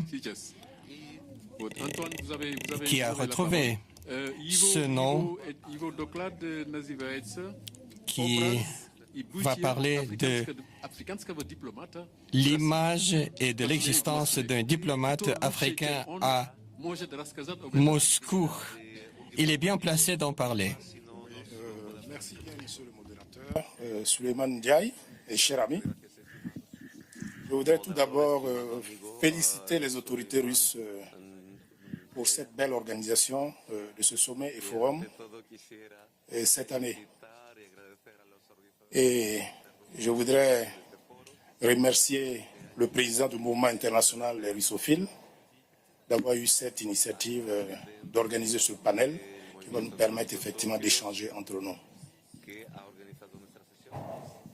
Pour parler de mon thème, pour être très succinct, compte tenu du temps, je dirais que les conditions de vie et de travail du diplomate africain en Russie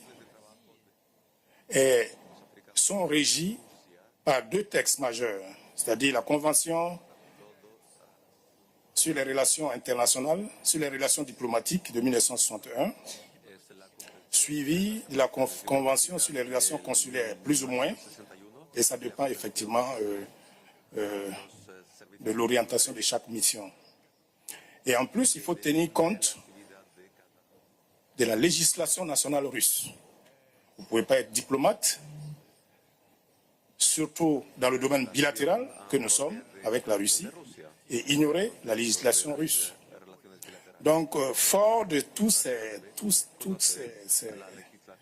ces normes, vous êtes dans votre métier. Et vous savez bien que la plupart des pays africains ont acquis leur indépendance, mes prédécesseurs l'ont déjà dit, dans les années 60, disons 50, fin des années 50 et 60 pour la plupart. Donc nous sommes jeunes. L'Afrique est un continent très jeune, c'est des États très jeunes, donc vous devez comprendre que, effectivement, nous avons acquis notre formation diplomatique à travers, effectivement, différents pays, différents courants, le courant anglophone, le courant francophone, le courant lusophone et le courant russe, il faut l'ajouter. Donc, tous ces courants agissent, façonnent le diplomate. Et en plus, et chaque pays a sa culture. Et ces mêmes cultures-là agissent sur le diplomate, sur le terrain. Donc, arriver dans un pays comme la Russie, la première des choses, c'est de s'adapter au milieu. C'est la première des choses.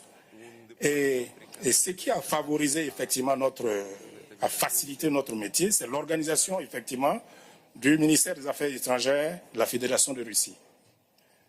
Donc, le département Afrique, qui était directement lié, justement, au corps diplomatique africain, permettait effectivement de juguler toutes les activités des diplomates africains au niveau effectivement de la Russie. Bien entendu, le département travaillait, le ministère des Affaires étrangères travaille surtout et accompagné par d'autres départements qu'on appelle des départements au niveau des finances, la gestion des loyers, qu'on appelle la GLAF ou PDK. Voilà.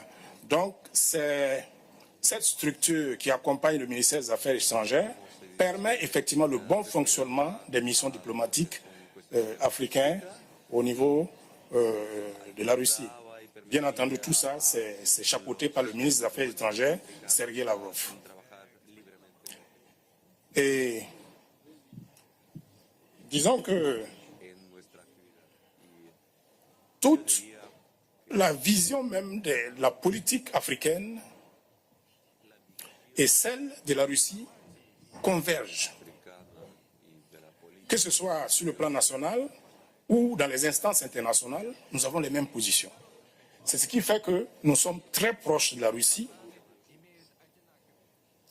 et c'est un des facteurs majeurs qui nous permet effectivement, le fait même de s'asseoir ici et discuter, c'est ce qui a permis effectivement d'aboutir à un tel événement.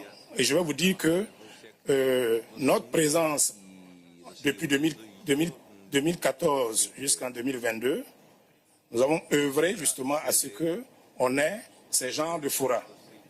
Et c'est le groupe africain, l'action du groupe africain avec justement le ministère des Affaires étrangères qui ont pu effectivement trouver un terrain pour organiser de tels événements. Donc je félicite vraiment les autorités russes pour avoir réussi d'abord la première rencontre à Sochi en 2019, qui a été vraiment une très grande réussite. Et en plus de ce deuxième sommet, qui est aussi également une grande réussite dans un contexte que vous connaissez assez difficile. Donc, la symbiose entre le département Afrique, le ministère des Affaires étrangères russe et le groupe africain a permis effectivement de juguler un certain nombre de problèmes. Bien sûr, quand vous êtes une société, vous vivez dans un pays, il peut y avoir des difficultés. Mais les efforts du ministère des Affaires étrangères a réussi justement à trouver des solutions pendant que nous sommes là, à trouver des solutions par rapport aux différentes difficultés qui apparaissent.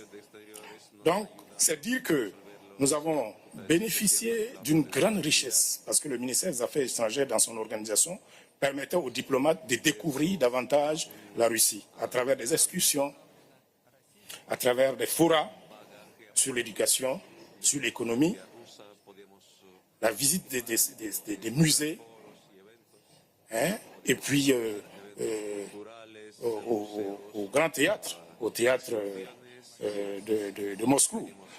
Voilà, donc c'est pour dire que vous ne pouvez pas être diplomate sans vous imprégner des réalités du pays.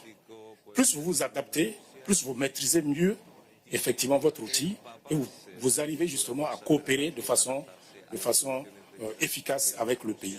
Donc c'est pour dire que le métier, les conditions de vie sont telles liées justement à votre façon de vous adapter dans le pays et des conditions qu'on vous offre pour pouvoir effectivement réaliser cela. Donc, en tant que diplomate, nous avons suivi ce chemin, nous avons suivi cette voie et nous avons abouti, effectivement, nous avons réussi notre mission grâce justement à tout ce que nous avons fait comme activité en coordination avec le ministère des Affaires étrangères. Je vais me limiter là pour ne pas rentrer trop dans les détails. Voilà. Merci beaucoup. Merci beaucoup. Спасибо большое вам. Merci beaucoup, Antoine. Je pense que votre pays a fait une bonne solution quand on vous envoyait en Russie, dans le pays que vous connaissez parfaitement. Puis la fondation Ruski Mir, Monde russe, son directeur, Monsieur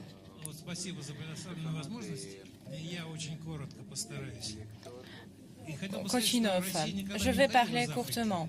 La Russie a toujours été en Afrique parce que du sud au nord, en Afrique, il y a toujours des milliers de diplômés des universités russes et soviétiques. Nous augmentons la coopération avec l'Afrique, nous développons la sphère humanitaire et les étudiants africains qui ont étudié en Russie, ils sont les gens qui unissent l'Afrique et la Russie,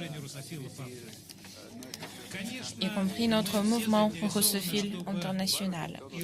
Nous sommes tous intéressés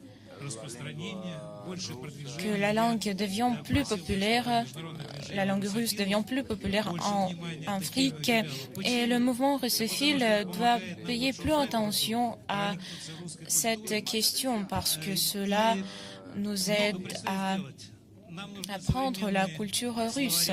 Nous avons des dictionnaires actuels sans les langues intermédiaires. Il y a des dictionnaires avec les langues intermédiaires en Afrique, mais ce n'est pas assez. Chaque peuple a le droit pour sa langue, son peuple, et il faut voir les relations directes.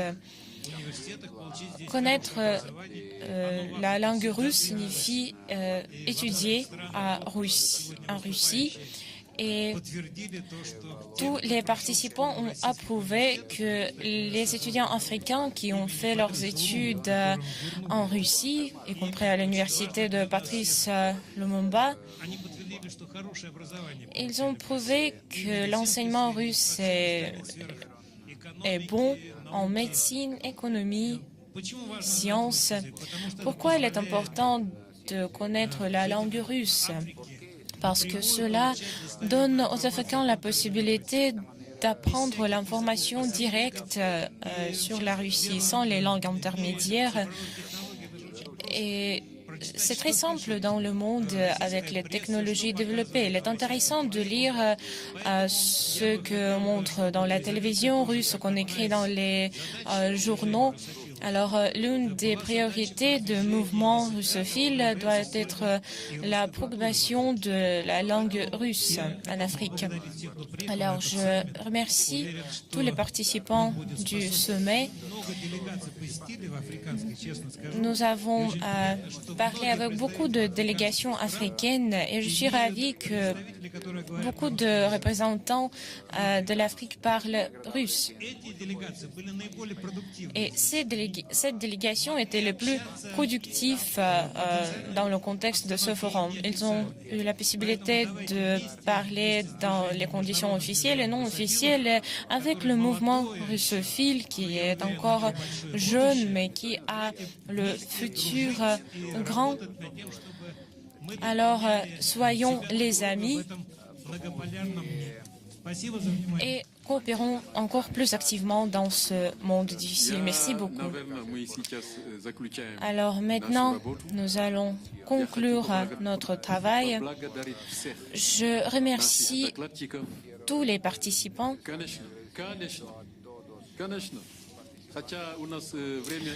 Oui, bien sûr, vous pouvez dire quelque chose. Je suis de l'Égypte, le chef de l'association des diplomates. J'ai eu l'honneur de participer dans la création du mouvement russophile. C'était un vrai honneur pour moi parce que c'était la décision prise à bon temps.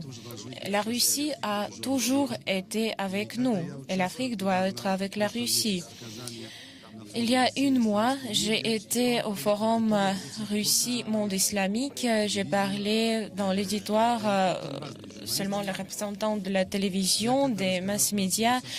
J'ai parlé du mouvement russophile, mais personne ne connaissait de ce mouvement.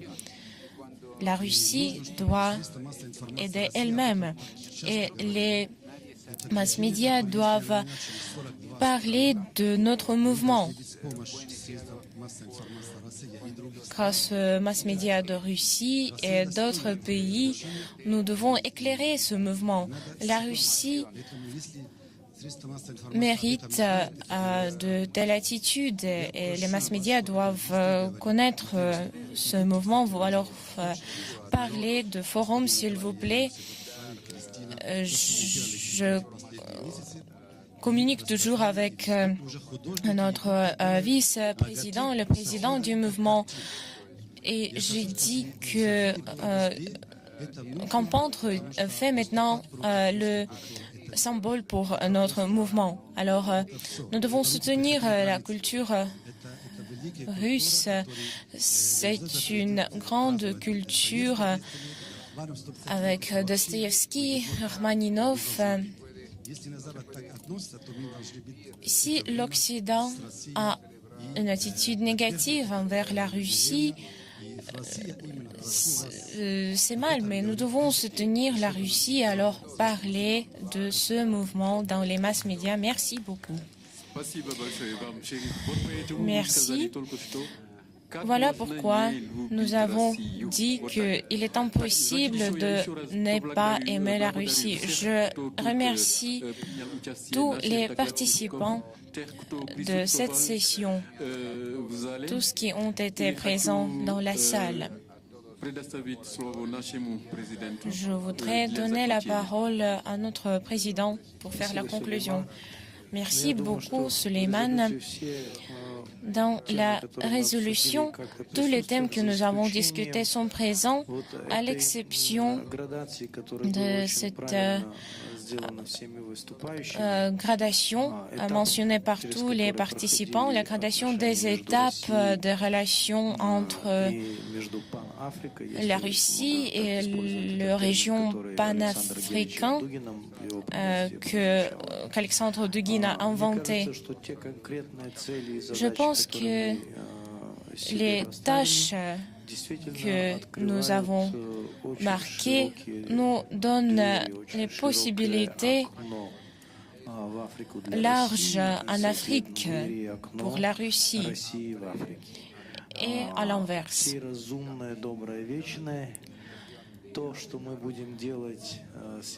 Ce que nous allons faire avec la langue, avec la culture et l'esprit russe, la conservation des mémoires, histoire, la vérité,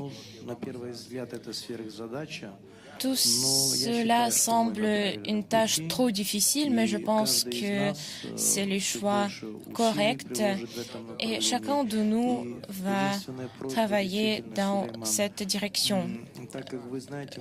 Suleiman, vous savez, nous avons une tâche ambitieuse, 150 pays l'année suivante sur notre forum. Et je voudrais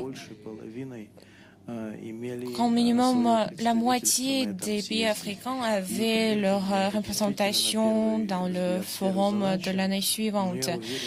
C'est une tâche difficile, mais je pense que nous pouvons la résoudre. Alors, si on parle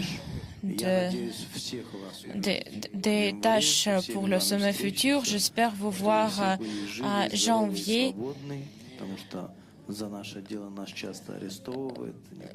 Et je souhaite à tout le monde tout le bien et du succès. Merci beaucoup.